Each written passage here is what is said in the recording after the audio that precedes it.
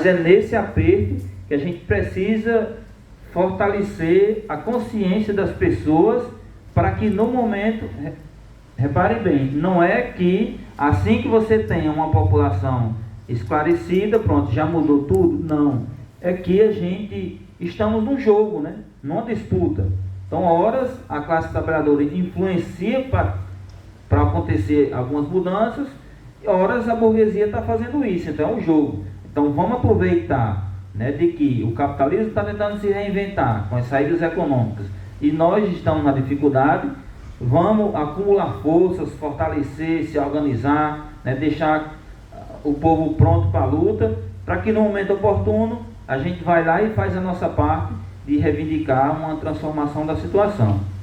Claro que isso, eu diria que hoje um dos nossos maiores problemas de fazer a organização da luta popular é a gente entender, né, o perfil das pessoas e esses públicos. Então, a gente costuma, né, no nosso ambiente de organização, caracterizar, né, aqui a direita, aqui a esquerda, certo? Isso mais na disputa ideológica, mas de que tem uma grande população, a maioria, por sinal, que não entende nem o que é esse termo, o que é direita e o que é esquerda.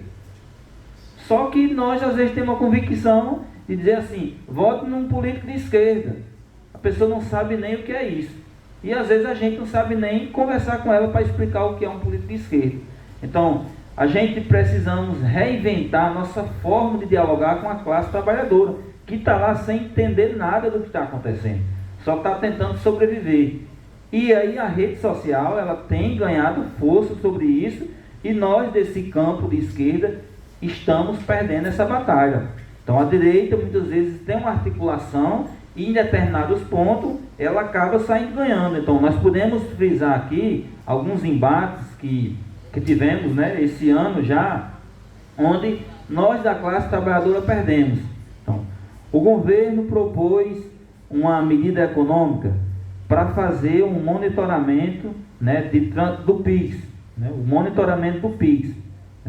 Ali estava uma proposta, né, para pegar os grandes empresários sonegadores. Então, vocês mesmos já foram em alguma loja, agora vocês vão lá na loja e a pessoa diz, no cartão é um preço, né, no dinheiro e no Pix é outro. Eu faço mais barato no Pix. Não é assim, na verdade? Faço mais barato. Porque no Pix não tem como, né, a Receita fazer esse acompanhamento, né, do que esse empresário está movimentando.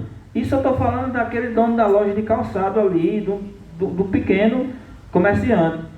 Isso se repete a grandes transações. Então, o governo, né, adotou um monitoramento de um valor para tentar fazer um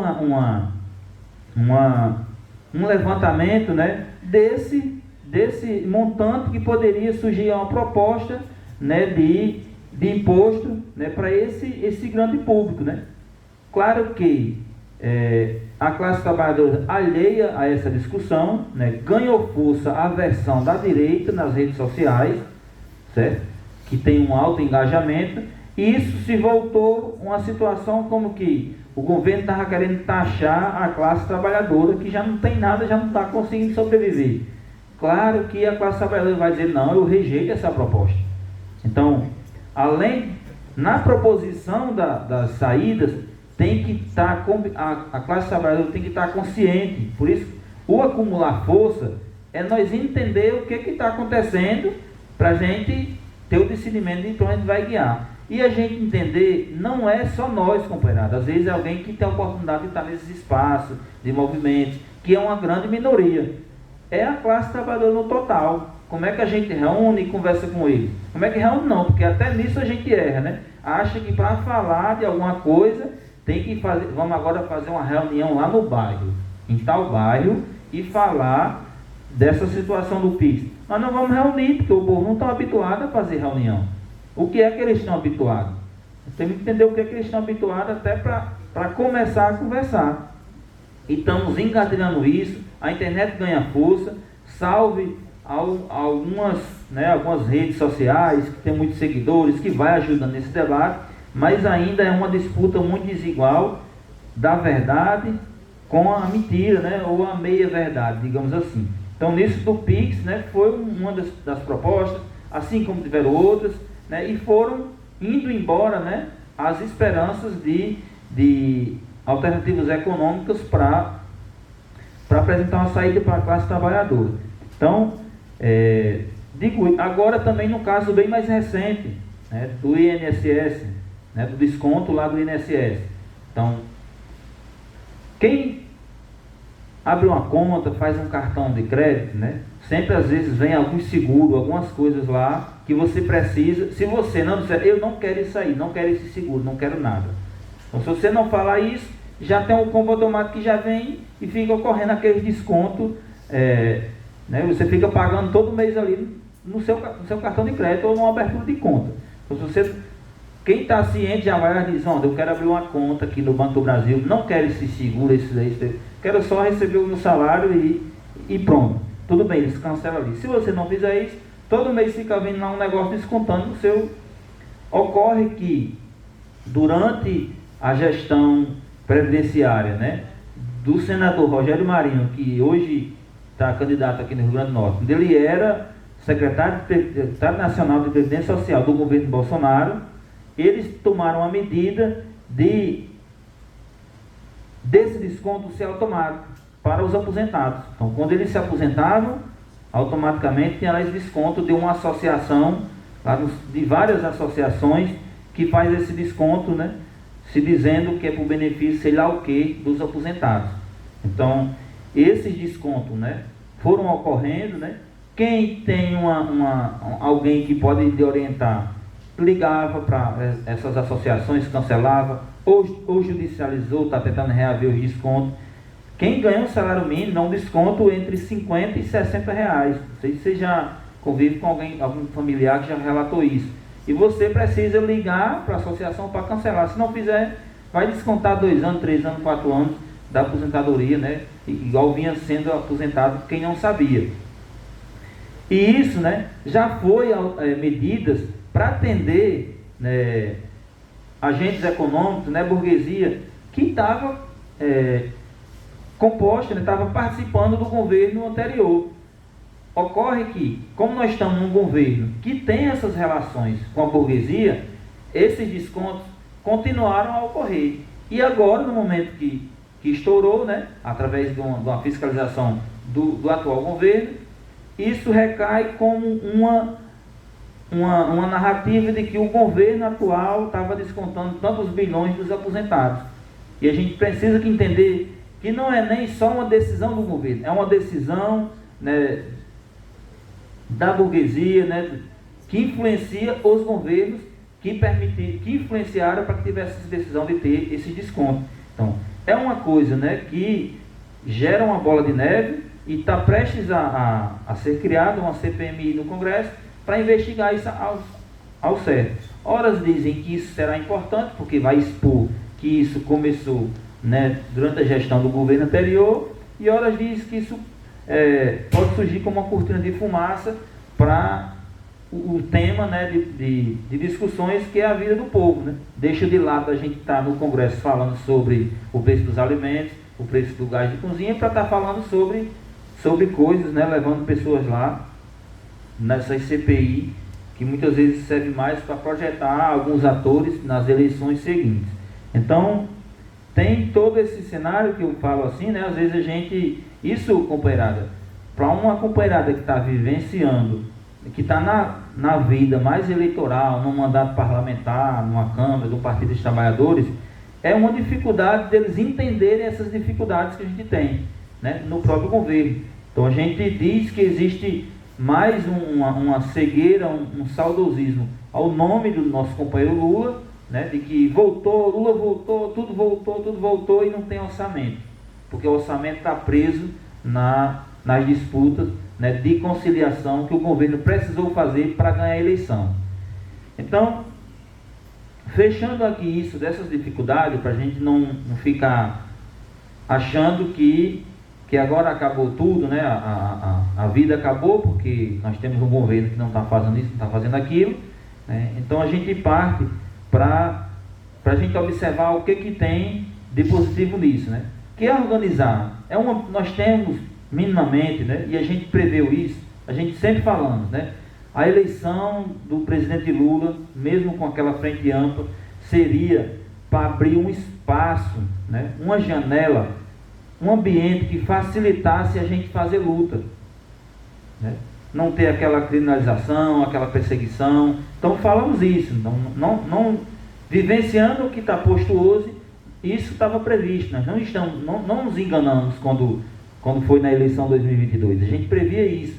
O que está sendo mais preocupante é essa dificuldade de fazer a luta, porque a companheirada que tem uma compreensão que eleger um presidente define a vida das pessoas, né, acaba tendo essa dificuldade de sentar com a gente para construir a luta, tendo que acumular força, conscientizar a classe trabalhadora para empurrar o governo, né, e os parlamentares para decisões em favor do povo. Então, se a gente não luta, a coisa vai passando lá de acordo com que a mente do Congresso Nacional está dizendo lá. Então, temos esse ambiente, né, de aproveitar para formular propostas para o calendário eleitoral do próximo ano, para que a gente não tenha, né, um outro governo pior ainda, né, do que essa situação que a gente está.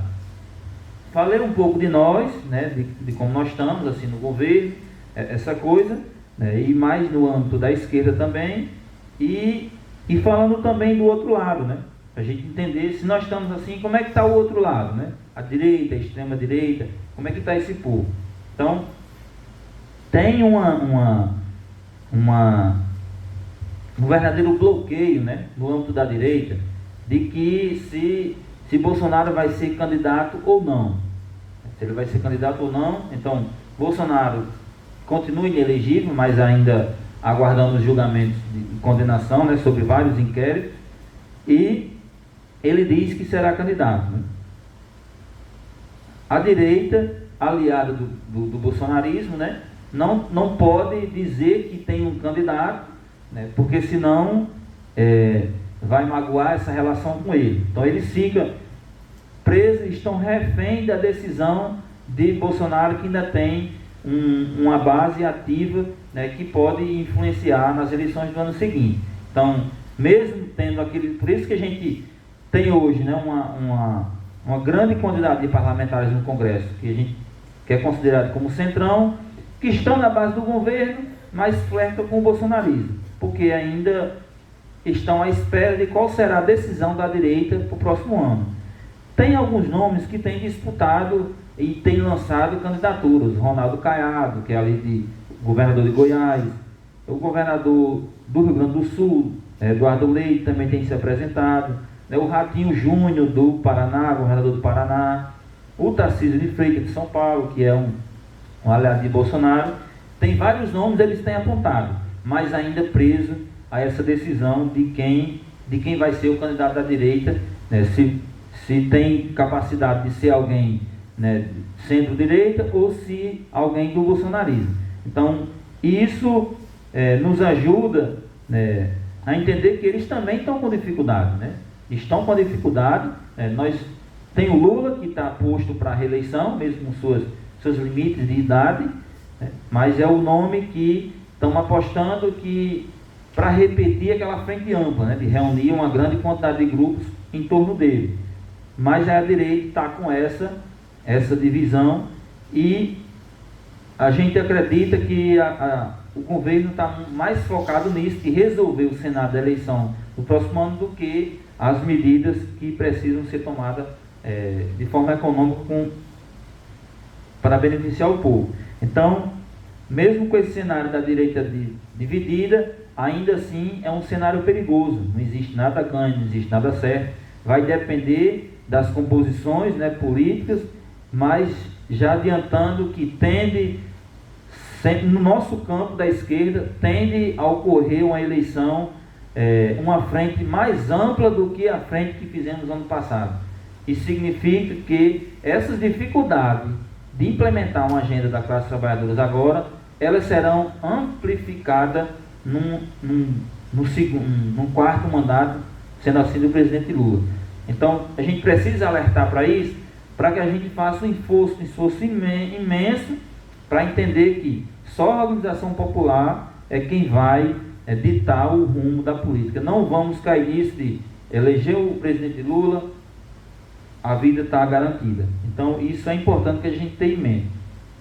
No nosso campo, companheirada, agora falando 2, 3 coisas no campo, né, para finalizar esse momento e passar para vocês, dito da conjuntura agrária, né, que também a conjuntura agrária vivencia todas essas dificuldades orçamentárias, né, nós do campo da agricultura familiar e camponesa, não o agronegócio, né. O agronegócio tem recebido financiamento que chega a casa de trilhões, né, e tem se fortalecido em todos os governos, inclusive nesse. Claro que a gente está tentando caracterizar que tem um agronegócio, né, que está ali na base do governo e que namora com uma ideia de ter um pouco mais de cuidado com o meio ambiente, que isso também, agronegócio é agronegócio, a concepção ideológica dele é uma só. Então nós, embora eles façam isso aceno, a gente, de movimentos do campo, né, sem terra, tem que continuar compreendendo que eles não mudam sua essência, mudam um pouco a roupa e isso pode enganar. Então, que o agronegócio está dividido entre essa turma que normalmente é a turma que está muito preocupada em perder ou ganhar dinheiro. Se eles falam, se para a gente ganhar mais dinheiro, nós temos que mentir aqui, dizer que está desmatando pouco, que está usando pouco veneno, menos do que no ano. A gente usou 200 litros, agora mas no próximo ano nós vamos usar só 199, estamos melhorando.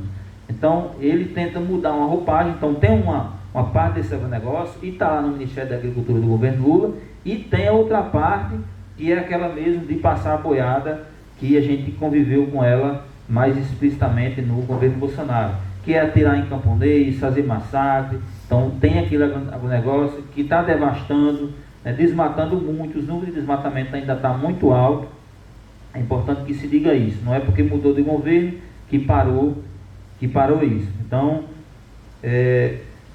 tem esse cenário, né, do agronegócio se fortalecendo, e nós da agricultura familiar, né, camponesa e sem terra especificamente, com recursos ainda muito pequenos, muito pequenos. Então, tem sido feito muitos eventos da Conab, né, do MDA, o Desenrola Rural. Então, todas as políticas que usamos muito, né, que foram muito efetivas no passado, voltaram, mas com orçamentos muito tímidos mesmo, ainda não chega nem sequer tipo as políticas do campo para a classe trabalhadora. Então, você vai lá no assentamento de 100 famílias, então, que antes, no primeiro governo, as mulheres que tinham direito a um apoio mulher, um fomento mulher, que quando chegavam para o assentamento, teve para as mulheres. Hoje, quando chega, é para 2 mulheres, 3. Então, aquela mesma contra-gota que tá acontecendo. Então, e isso não tem a ver com a moça do escritório aqui do INCRA em Mossoró, com o superintendente do INCRA, tem a ver com essa agenda econômica que está implementada no governo lá em Brasília, que a gente precisa disputar esse orçamento. Nós, como movimento, disputa com as nossas ferramentas, que incomoda até mesmo companheiros nossos que estão na base do governo. Então, nós tínhamos um passivo, né, de mais de 65 mil famílias acampadas em todo o Brasil. E aí, o governo fez uma promessa de assentar todas as nossas famílias acampadas em 6 meses. Passou 6 meses, passou 1 ano, passou 2 anos, estamos no 3º ano e não foi assentado nem 15% nas nossas famílias acampadas. O que foi que a gente decidiu fazer? O governo está dizendo que vai assentar pouco e vamos reduzir nossa quantidade de acampados? Vamos mandar um pouco para casa para reduzir os acampados? Não. O movimento tirou a definição política de dobrar a sua base acampada para pressionar o governo. Então hoje, né, de abril até do mês passado, né, até isso aqui, já aumentamos em mais de 40% a base acampada que a gente tinha. Então foram feitas novas ocupações em todos os estados, né, para reafirmar que a política, né, de reforma agrária só se faz quando cria novos assentamentos. Não temos um ministro que que fica permeando, dizendo que porque regularizou uma família que estava no assentamento regularizado há 10 anos, e regularizou, né, colocou ela no RB já que estava lá em um assentamento, foi uma família assentada em tal ano. Ali se trata de uma regularização e não da criação de um novo assentamento.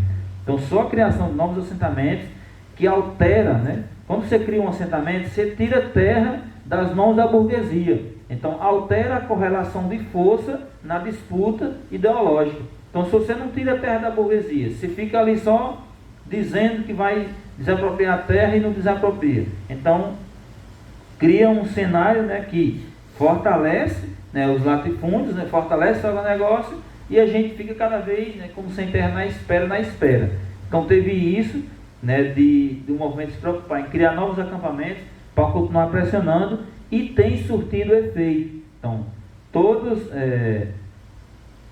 as ocupações que a gente fez, né, nesse ano no Abril Vermelho, tem pressionado o governo, e ele começou a dar um sinal de que, né, de fazer reforma agrária de forma diferente do que o Ministério estava propondo, né? Que o ministro Paulo Teixeira estava propondo. Então, em março, em Minas Gerais, foi anunciada a criação de alguns assentamentos, né, de mais de 12 mil famílias. Ainda em abril, no Paraná, também foi anunciado o assentamento de mais 5, 6 mil famílias.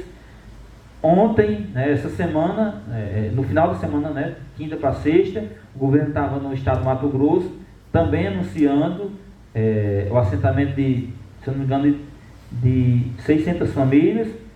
E hoje, né, e ontem, segunda-feira, também estava no Paraná, anunciando o assentamento de, acho que dá uma pauta que o Paraná tem apresentado já, de mais de 3 mil famílias. E todas essas desapropriações foram motivadas pelo conflito instaurado desse ano. Ou seja, se a gente continuasse esperando de que o governo não ia fazer, né, não estava prometendo, né, e não tivesse feito algum tipo de ação, ainda estávamos esperando. Então, aqui mesmo, em Mossoró, então a gente precisou ocupar uma fazenda experimental da própria universidade, para poder pressionar o INCRA a criar assentamentos. Então, já veio o INCRA, já veio a Vidoria Agrária Nacional, então já estão mobilizados em toda uma preocupação com a pauta das famílias aqui na região, né, do Rio Grande do Norte e aqui na região. Então, se a gente fica em casa, no barraco, esperando, não vai acontecer. Então, isso mostra de que só a luta, tanto no campo quanto na cidade, é que a gente vai ter conquista. Se não lutar, não tem conquista, gente. Isso é uma coisa bem básica da gente ter em mente. Então, eu queria parar por aqui para devolver a palavra para vocês, né, poder também trazer contribuições, perguntas, certo? E a gente ir ajudando, né, e dando retorno na medida do possível, para que a gente saia hoje daqui, não com tudo esclarecido, mas alguns temas, né, que foram colocados, falados, os poucos foram falados, a gente saia minimamente com uma compreensão, né, atualizada, né, do que está acontecendo. Então eu passo aqui para a coordenação, para ir mediando como é que será essas inscrições.